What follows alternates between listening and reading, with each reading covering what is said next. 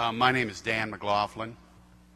I taught for 27 years at Lincoln High School, and I coached the speech team.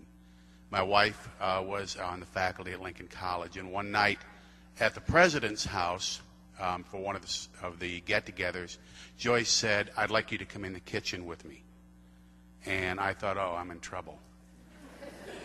And I knew she didn't want me for my cooking skills. So I went in and she said, "I would like to do something for the speech team."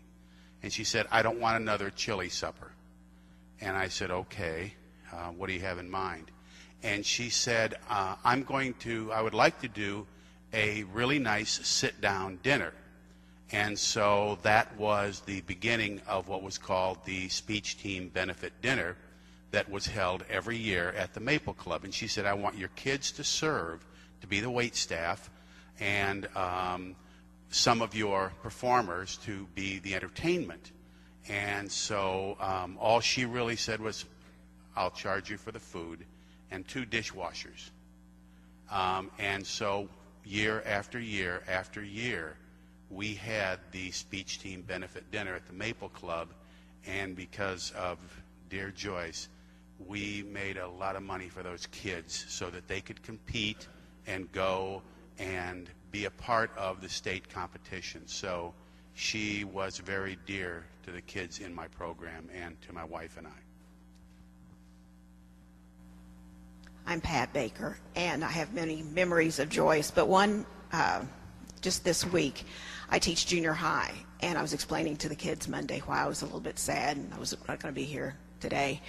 And so they wanted to know who had died. That was a good friend of mine. And when I told them it was Joyce, and I said, she's the lady who has Vintage Fair, there was a resounding chorus of, and this is 6th, 7th, and 8th grade, "Oh, I love her." Touched my heart.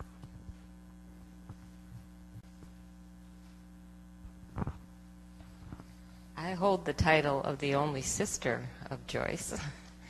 And when I was a teenager in high school is when she met Mal. And he literally came to our Presbyterian church and saw her singing in the choir and decided that was the woman for him. And when they got married and had David, I used to go visit their apartment there in St. Paul. And I thought, wow, this is the kind of marriage, this is the kind of man I want. And when my brother called and Joyce was dying, actually she was just losing her earthly body to get her heavenly body. The first thing I thought of was she'd be with Mal.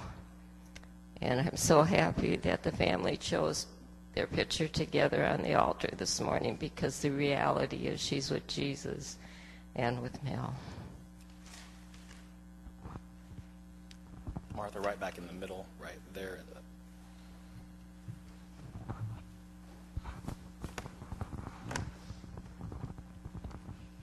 I'm Ann Doolin and have been away from this building for a number of years.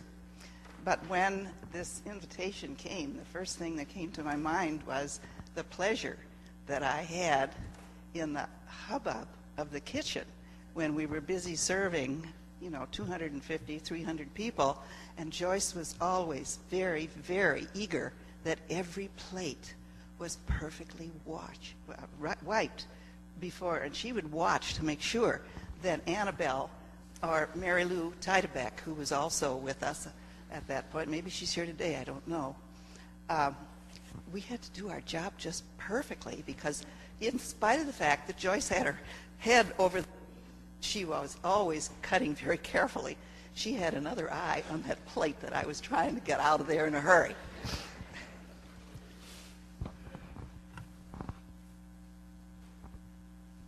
Good morning. I have a correction too I have to share.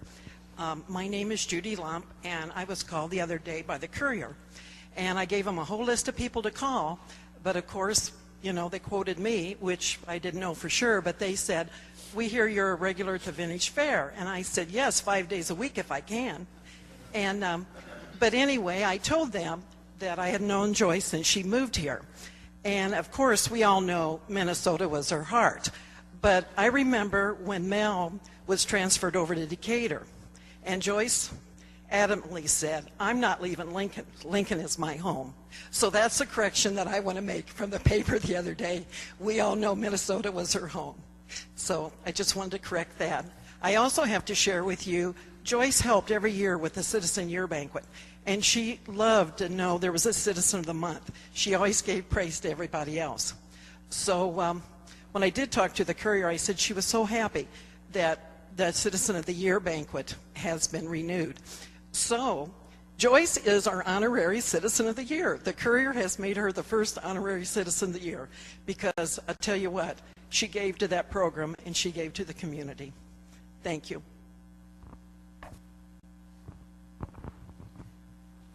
Oh, right.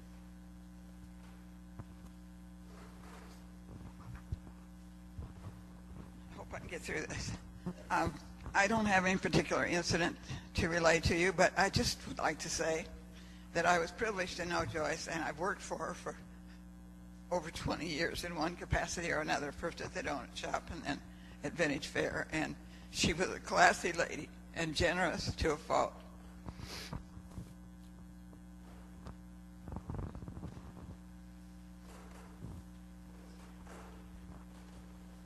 And I know I won't get through this.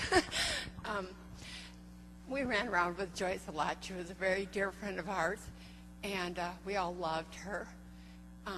We were blessed with her love in return, and she just kind of took us in, and her family became our family.